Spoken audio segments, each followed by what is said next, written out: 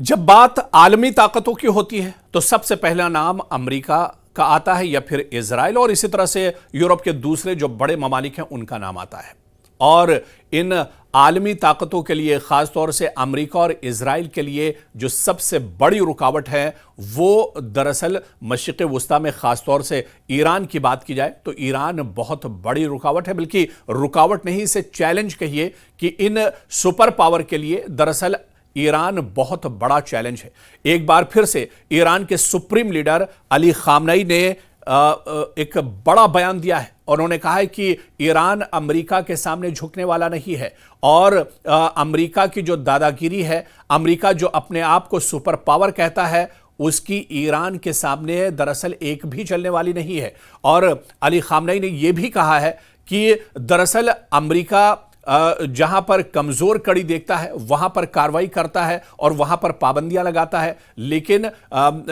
Iran के supreme leader Ali Khamenei ने एक बार फिर से साफ कर दिया है कि अगर पहले तो वो एटमी तवानाई पर काम नहीं कर रहा है, और अगर वो एटमी तवानाई पर काम करता भी है तो वो उसकी खुद की एक तरह से सुरक्षा और उसकी हिफाजत के लिए है। क्योंकि आप देखिए हालिया दिनों जो खित्ते की सूरत हाल है वो बहुत तेजी से बदल रही है। एक तरफ अमेरिका और इजराइल हमेशा से एक दूसरे के साथ रहे, बल्कि यह कहा जाए कि अमेरिका और इजराइल का एक दूसरे के बगैर वजूद ही नहीं है, और एक दूसरे में हालात एक दूसरे के लिए दोनों कहीं ना कहीं अपना अपना मफाद एक तरह से देखते हैं। लेकिन दूसरी तरफ आप देखिए कि ईरान के रिश्ते चीन और रूस से पिछले कुछ दिनों में बहुत तेजी से बढ़े हैं, और ईरान के वजीर खारजा ने चीन का भी दौरा किया हालिया दिनों, ईरान के वजीर खारजा ने रूस का भी दौरा किया है और रूस के सदर व्लादिमीर पुतिन से मुलाकात की है, और इसी तरह से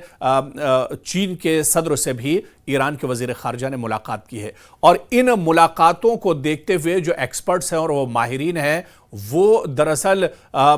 इसे मुस्तकबिल में एक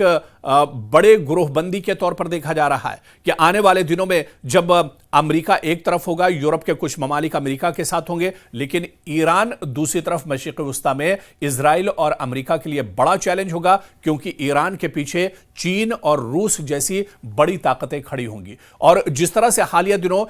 ईरान के वजीर खारजा ने रूस और चीन का दौरा किया है, ऐसे में अब ये जो खदशात हैं और भी ज्यादा बढ़ गए हैं, ये चीजें और भी निकलकर सामने आ रही हैं, और खित्ते की अब जो सफबंदी हो रही है वो बहुत दिलचस्प होती जा रही है, बल्कि दुनिया अब एक तरह से आग के ढेर पर आती जा रही है। अब कशीदगी लगातार बढ़ती जा रही है, तनाव बढ़ता जा रहा है। दरअसल रूस और चीन भी अब मशरिक़ वुस्ता में अपना अमल दखल देखना चाहते हैं, क्योंकि चीन भी अब एक बहुत बड़ी ताकत है, रूस बहुत बड़ी ताकत है, सुपर पावर है, और यह भी दरअसल अमेरिका की जो चौधराहट है वो चीन और रूस को भी पसंद नहीं है। इसी वजह से ईरान को सामने रखकर दरअसल चीन और रूस जो है वो अमेरिका को दबाना चाहते हैं, और यही दरअसल अमेरिका की जो नाजुक कड़ी है यही है। और अगर रूस और चीन ईरान के साथ आ जाते हैं तो अमेरिका की मुश्किलें आने वाले दिनों में और ज्यादा बढ़ सकती हैं। इसी वजह से इस दौरे को काफी अहम देखा जा रहा था। जिस तरह से ईरान के वजीर खारजा ने पुतिन से मुलाकात की और शी जिनपिंग से मुलाकात की है, और इस मुलाकात को काफी अहम माना जा रहा है। आप देखिए कि अमेरिका फिर तनहा पड़ जाएगा अमेरिका के साथ, हालांकि यूरोप के कई ममालिक हैं जो हर वक्त उसके साथ खड़े रहते हैं, और खासतौर से इजराइल और अमेरिका का तो चोली दामन का साथ रहा है। चाहे माजी की बात की जाए, चाहे गजा में जिस तरह से जंग हुई, अमेरिका लगातार सपोर्ट इजराइल का करता रहा है और इजराइल हर तरह से अमेरिका का सपोर्ट करता रहा है। तो ऐसे में अब आप देखिए कि आलमी नक्शे पर अगर देखिए, खित्ते में अगर आप देखिए, तो अब सफबंदी बड़े पैमाने पर हो रही है। और इसी वजह से आप देखिए जिस तरह से पिछले कुछ दिनों में ईरान के तेवर बदले हैं, बल्कि यह कहा जाए कि ईरान के तेवर सख्त हुए हैं, उसके पीछे दरअसल यही वजह है क्योंकि अब ईरान तनहा नहीं है। अब इस लड़ाई में ईरान के पीछे दो बड़ी सुपर पावर, दुनिया की दो बड़ी ताकतें एक तरह से खड़ी हैं, और इसी वजह से अब ईरान दरअसल चढ़कर बोल रहा है। और इसी वजह से ईरान के सुप्रीम लीडर अली खामनेई का जो बयान आया, उन्होंने दो टूक अल्फाज में अमेरिका को चैलेंज किया है और यह कहा है कि अमेरिका के पीछे दरअसल ईरान चलने वाला नहीं है। ईरान अपनी खुद मुख्तारी के लिए, ईरान अपनी सिक्योरिटी के लिए, ईरान अपनी हिफाजत के लिए इस तरह के कदम उठा रहा है और इस तरह के कदम आइंदा भी ईरान उठाता रहेगा। आपको याद होगा कि मशरिक़ वुस्ता में 12 दिनों की इजराइल और अमेरिका के दरमियान जो जंग हुई थी, इस जंग के बाद खित्ते में ईरान का कद और बढ़ गया है, क्योंकि इजराइल यह समझता था कि वो ईरान को आसानी से दबा लेगा और इसी के चलते अचानक हमला इजराइल ने ईरान पर किया था। लेकिन इस हमले के बाद जो कुछ हुआ वो पूरी दुनिया ने देखा। पूरी दुनिया ने देखा कि किस तरह से इजराइल की पोल खोलकर ईरान ने रख दी थी। 12 दिनों के इस हमले में, 12 दिनों के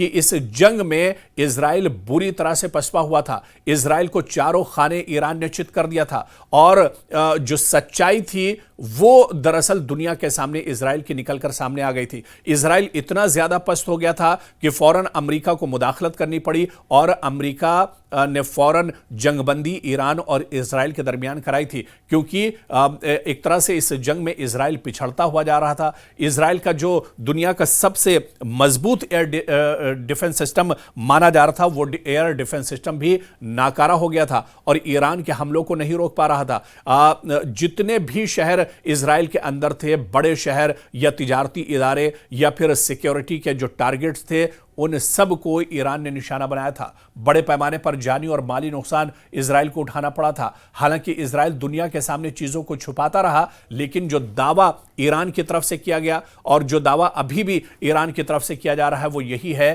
कि जो 12 दिनों की जंग हुई थी, उस जंग में इजराइल को काफी ज्यादा नुकसान उठाना पड़ा था। आप ये मानिए कि जिस वक्त ये जंग चल रही थी उस वक्त ईरान तने तनहा था। अकेला ये जंग ईरान लड़ रहा था और वो ईरान जिस पर